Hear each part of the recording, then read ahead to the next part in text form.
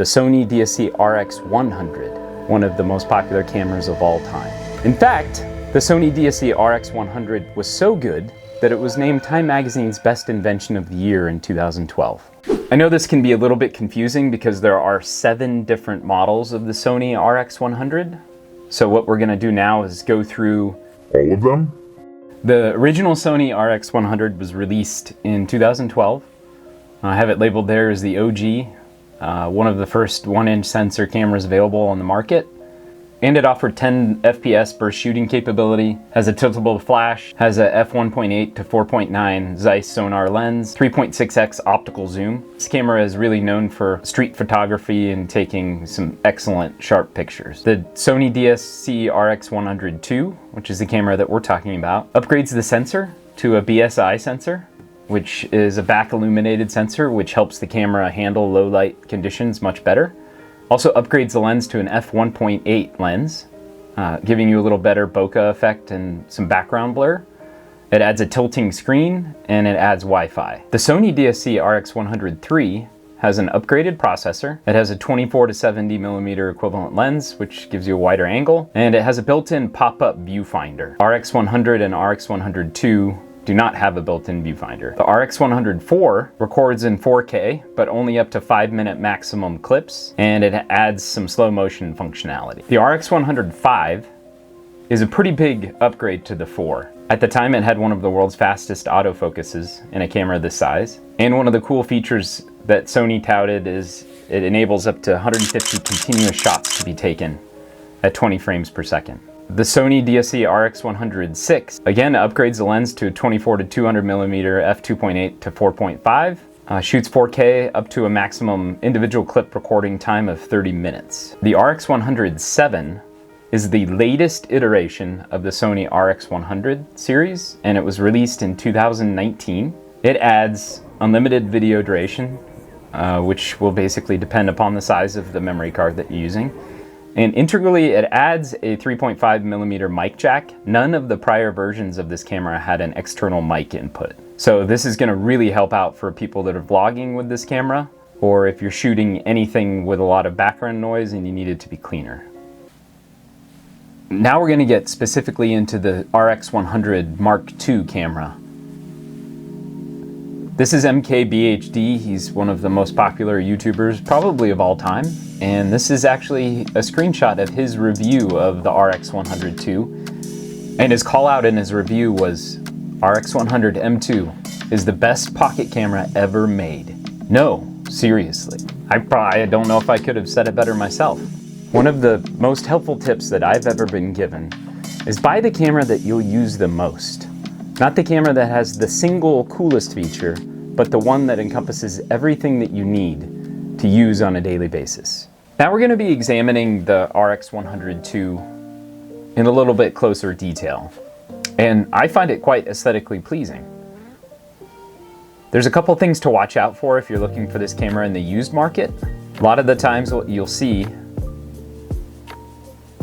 is that there's dents on the pop-up flash that may inhibit the pop-up flash from actually popping up, which is a big issue. The other thing that you want to be looking for if you're looking at this camera or looking to purchase this camera in the used market is making sure that the LCD is clean. Now, it's not a deal killer if it's not. And as you can see from this picture, I have another Sony camera that shows an issue with the LCD, which is very, very common with Sony. They have a protector on their LCD over their actual LCD screen that results in a lot of micro scratches that when the camera is turned off can really be visible to the naked eye. But when the camera's on, it's not too noticeable and generally doesn't impede the actual picture taking or video taking with the camera. You know, even still, I often shoot in intelligent auto mode, which is where it's currently set. As I toggle through, we'll go through program, aperture, shutter priority, manual, MR mode, movie mode, panorama, scene, and then back to intelligent auto.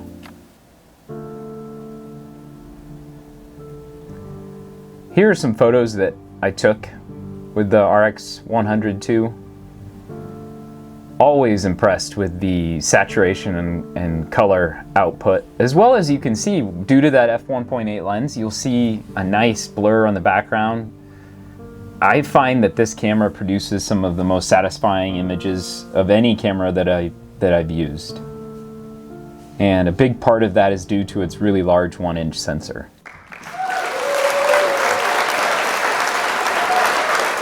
I hope that this video was helpful.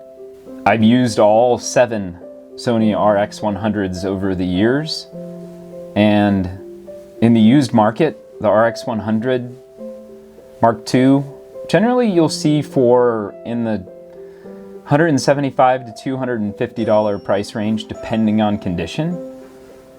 Condition is a big issue in the used camera world. That's why you'll see such variables if you go onto eBay or Facebook Marketplace and you see one camera for $150 and one for $300, and it doesn't make sense. That's why. It's generally condition related, wear and tear.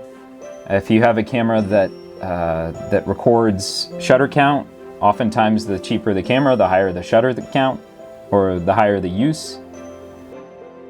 Another thing that you want to be looking for whenever you're looking for any of the RX100s in the used marketplace is, if you're able to get your hands on it prior to purchase, I would really just make sure that the lens opens nice and smooth, that the lens glass is free of scratches, that the LCD condition is tolerable to you, as we already talked about.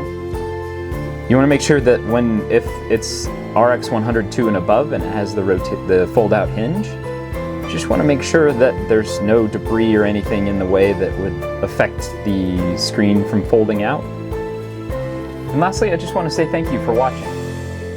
And I would like to know, if you have this camera, or if you're interested in it, why?